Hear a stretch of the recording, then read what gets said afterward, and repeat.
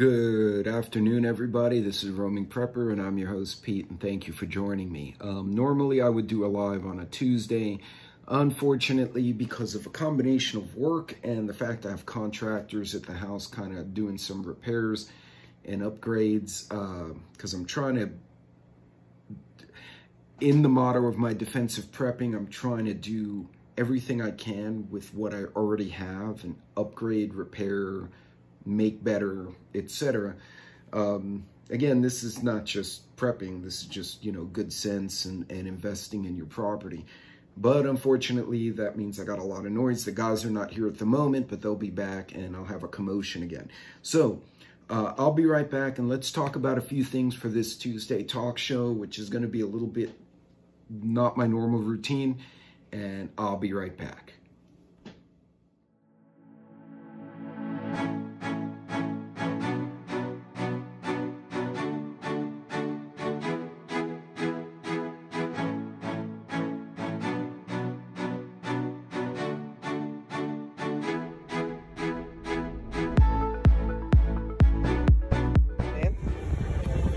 Let's see how he reacts to the windshield.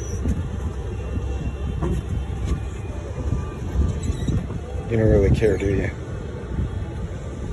No, I want Dad. All right. Welcome back, everyone. Thanks for joining me again. As always, I do appreciate your guys' time listening to me rant on about the stupidity we all see in the world. Don't forget to like and subscribe, by the way, and if you'd like to share the video, that's always appreciated. I do thank you. I know there's some of you regularly do that, and I do appreciate that you do. The last couple of years, it's not even weeks or months anymore, it's the last couple of years have just been bizarre, but we're going into a summer where we're already in a weird debt ceiling. We're already seeing a lot of issues that we really shouldn't be fighting with at this point. Our nation should not be fighting with it, but lo and behold, we are. And to me, it's just nauseating. So we've had another mass shooting, as you guys probably well heard, in Allen, Texas, which is outside of Dallas, the Dallas-Fort Worth Metroplex. Actually, at a mall I've been to. The individual, and I'm struggling with this one. The individual is Latino, very clearly a Hispanic, and not like, well, he's kind of, Hispanic. No, he's very Latino. I mean, from appearance and from name. Again, somebody will accuse me of being racist or whatever. But supposedly had SS and swastika tattoos on his body. And, which is a first for me. I've seen some Hispanic extremists, but never a Nazi before. I think that's a crock of crap. But in any case, this kid had been in the Army, wound up getting kicked out because of mental and physical issues, and yet somehow managed to spend $3,000 on firearms to then go and start shooting people. This is just really bizarre. This is absolutely weird to me. This whole thing stinks. Okay, and I'm not one to go down this garbage conspiracy trail, but this stinks. If he was discharged from the military on a mental basis, not physical, right? You get a medical discharge because of an injury, you blew out your knee, you hurt your back. That happens to soldiers all the time. They'll either give you a honorable discharge, or if you're under, I think it's your 200-day, like if you're new, you're in like the Guards, so you only serve certain weekends, you do your basic training, and then you can split your advanced individual training. And somewhere in between, you're doing your time and you get hurt, you get a general discharge, which means, okay, you came and you served and you're out. If you get released for mental health or psychological reasons, like you flip out or you start fighting, you will likely not get a general or honorable discharge. You're going to get a medical or dishonorable discharge, depending on what you do. So the fact that this guy could buy guns really is sus to me. That's very strange. The pictures they're showing of the shooter does not jive with the age of the individual. So supposedly he had mental health issues. There's just something wrong here. Also in Brownsville, we had a guy drive a truck into a bunch of migrants basically waiting at a bus stop. If you lived in Houston, or if you visited Houston, God, my nose is killing me, sorry guys. If you visited Houston, migrant workers will sometimes wait at corners or by Lowe's or Home Depot. People are going to buy lumber and they'll offer their services. Most of these guys are looking to make some money. That's basically it. I mean, you take your risks, but you know, if you have some rock or dirt to move in your yard, you can tell these guys, look, I'll give you guys, you know, 40 bucks for the day, 50 bucks a piece for the day, and these guys will move your rock for you. And they're just trying to make some coin. Not a big deal. So that's not an uncommon sight in parts of Texas to see migrant workers waiting at certain places for work or something else. These guys weren't doing drugs. I mean, I've seen some migrants that are, yeah, not so much. And then somebody just ran into them. Now, they say it was a deliberate attack, but I've heard nothing more about it. But the vehicle used in the attack was a Land Rover. All right, that is not a cheap vehicle. I mean, if I was going to be psycho and go run people over, I'd get a piece of shit and run people over. I wouldn't take an $80,000 SUV and go run people over. Also, the vehicle that hit the migrants then wound up flipping over and went everywhere. To me, it looked more like an accident. The way the vehicle came, it just looked like the guy lost his shit behind the wheel. Now, I could be wrong. But these are two examples of what we're seeing in the streets right now. And it's everywhere. People are just losing their freaking minds. They're losing their marbles. And they're doing the most insane shit. And even a guy like me who loves to think about possibilities and probabilities, I can't compute some of the shit I'm seeing. I don't understand what the hell is going on. But again, the neo-Nazi Mexican kid that then went and shot a bunch of Spanish and white people. I'm struggling with it. Who was dishonorably discharged. He joined the army in 2008. So it means he was at least 18 in 08. So 2008, 2018, let's say he was 18 at the time, 20 years old. So now he'd be around 30-ish. A 30-something-year-old guy who was not properly discharged from the military because of a physical injury, but a possibly mental one, then buys $3,200, but he was unemployed. So where the hell did he get the money if he didn't have a good job? This just, nothing makes sense on this. But lo and behold, he went in real life, shot a bunch of people. I can't explain it. The guy hitting a bunch of migrants, can't explain it. There seems to be a pattern here that the media wants to show, look, they're targeting migrants, they're targeting Hispanics. But, oh, by the way, this Hispanic, no, he was a Nazi. And they seem to be talking out of both sides of their head. It just doesn't make sense. We're not addressing the fact that black and brown kids shoot each other in droves in the cities. We're not talking about any of that. We're not talking about the fact that, you know, white folks got targeted by minorities during 2020, right? Because those things don't fit the narrative. I have a problem with a lot of what I'm hearing because it just doesn't make sense. Logically speaking, as an engineer, it doesn't make sense to take a person from a group that would have been targeted by Nazis and claim that he's a Nazi. I can't compute that. Who would have given him the tattoo? There's so many questions I have.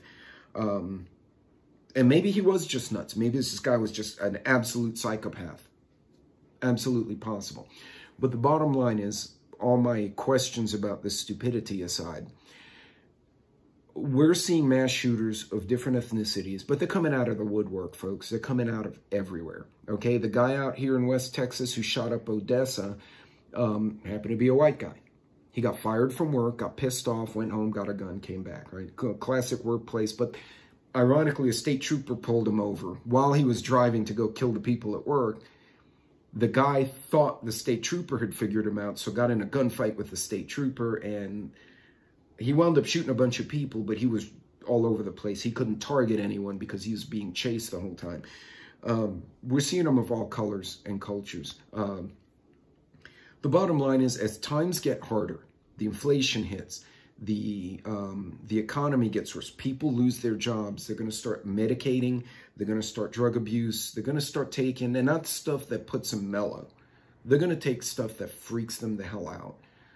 I've seen people on meth, I've seen people on crack that have taken punches, taken tasers, taken shots from cops and did not go down. And I've seen some of that shit in person, and that's what's out there. But it's random. We don't know where it is. People are also overly reactive, right? We had the old man the young black boy had knocked on the wrong door looking to pick up his brothers, got shot through the door by the old man, who he didn't look right either. In Louisiana, we had a guy thought someone was breaking into a shed, inadvertently peppered a couple of teenagers with a shotgun. Fortunately, not fatal, but he put some hurt on them, thinking they were breaking in. The kids were actually playing paintball, but they were in the dark and they ran over the property line.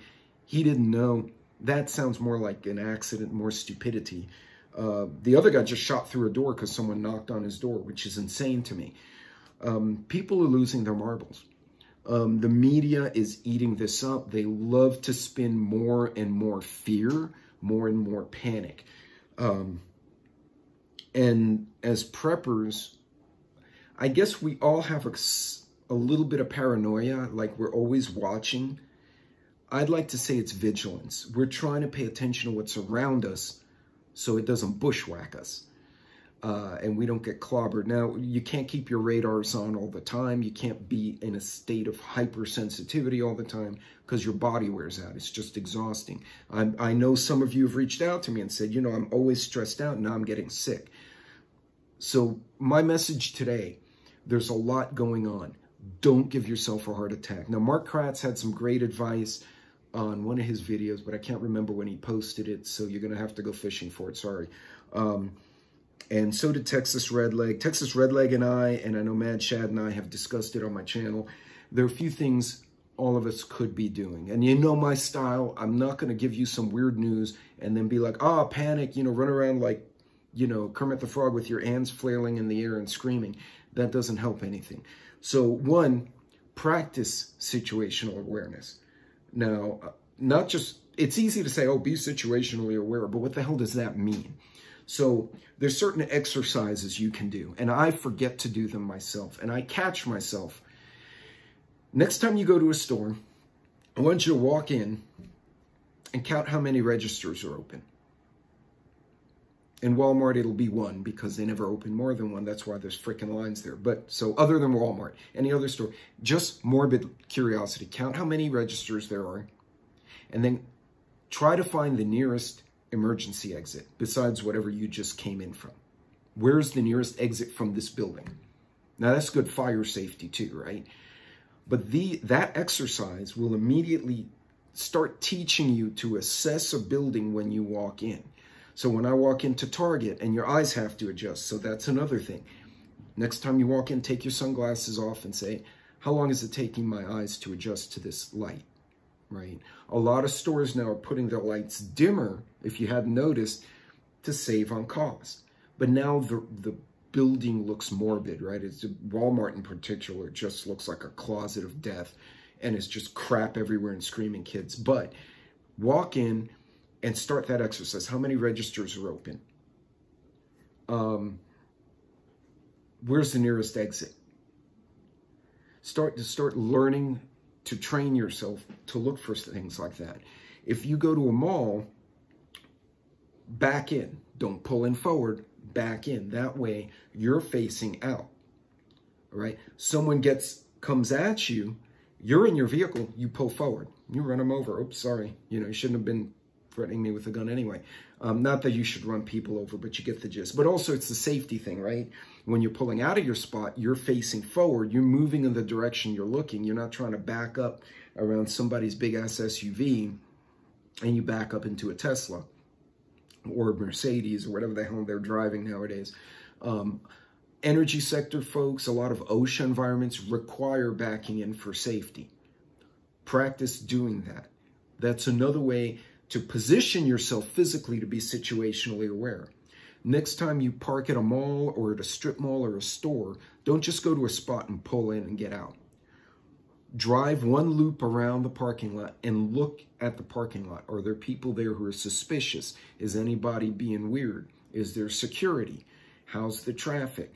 Then find the spot you want and pull in. And again, back in. Before you get out of your car, you looking around you. Now, I did a whole video on this with my actual footage from a trip I made to Las Vegas. And while I was making the video, a bunch of drunk tourists from Japan came out, and they were saying, I know it was Japanese, and I was able to greet them. But it's actually in the video. You're going to have to look back for that one.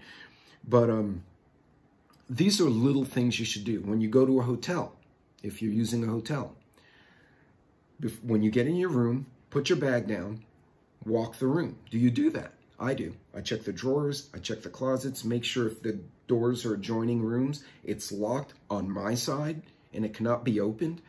I check the bathroom. I check behind the TV.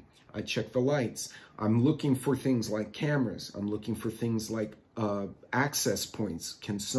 Has my window been jimmied open? Because if it's a little bit cracked, somebody could come on the patio, pop it open while I'm sleeping. Is my window secure? Or the adjoining door to the other room, is that secure? Little things like this. When you walk out of your hotel room, open the little eye hole and look and just see, is there anyone in the hallway? You see a mom with 5 kids, you can get out and trip on the kids. But if you see 3 guys just hanging out by a door talking real low, don't open the door. Call the front desk and say, hey, we have strange men in the hallway, or just wait. Just wait till they go about their business. Learn to do little things like that. And in doing these steps, when you start doing a discipline, over time, it starts to become a habit. As you evolve the habit and you start to understand why the habit benefits you, then it becomes a practice. Then it becomes, now you're living that discipline. And this is a great time to do it, folks. People are freaking out. People are losing their minds. We can't afford to. I can't, and I'm sure you can't. Now's a great time to start to practice awareness. Don't just say, be situationally aware. Practice that awareness. Do those things that will start teaching you and forcing you out of that box, so you start looking around. You start checking doors in the hotel room. You start looking for the exits. When you're walking down the street and I have to text, I'll back up. Like I'm in a mall, I'll actually back up to a store window, or like the pylons, the columns that are in the malls. If I have to go to a mall or any store, I could be a Walmart, wherever I am, grocery store, I put my back to the groceries if I have to text. I'm not walking around texting, looking down, and I don't see what the hell's going on around me. 2 reasons I do that. 1, I can pick my phone up here and I can see peripherally what's going on around me.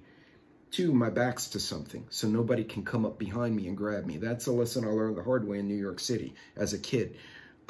These are the kind of little things you need to practice, and you're not going to get it right. You're going to do it wrong.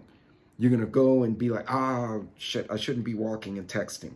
Or, I just left the store. I didn't even look to see if there was an exit. But those are learning times. So folks, don't just preach situational awareness. Don't just preach, this is what's going on. Practice the shit. Do the little steps. Remember, the little actions become habits. The little habits become a practice. The practice becomes a discipline. Do those steps and start being aware of what's going on around you, because I kid you not, people are absolutely flipping out. On a side note, don't forget to check out the upcoming series, The Domino Effect, that will be coming out over the coming weeks. I will break down a variety of things that are happening in our society right before our eyes. We've all talked about them. A lot of people are talking about them. But I'm going to break them apart into different sections or sectors of the society and the economy, and then explain each one individually, at least as best as I can, so that you understand how that is creating part of the problem we have now. So hopefully it'll give you guys some actionable intel that you can then make a decision from. Okay, folks, that's it for today. I got to get back to work. I was taking a little coffee break and I forgot the coffee over there. So, but no live stream tonight. So it'll be a live chat, which I'll probably be in and out of. But you guys be good, be safe, God bless, and I will see you on the next video. Take care.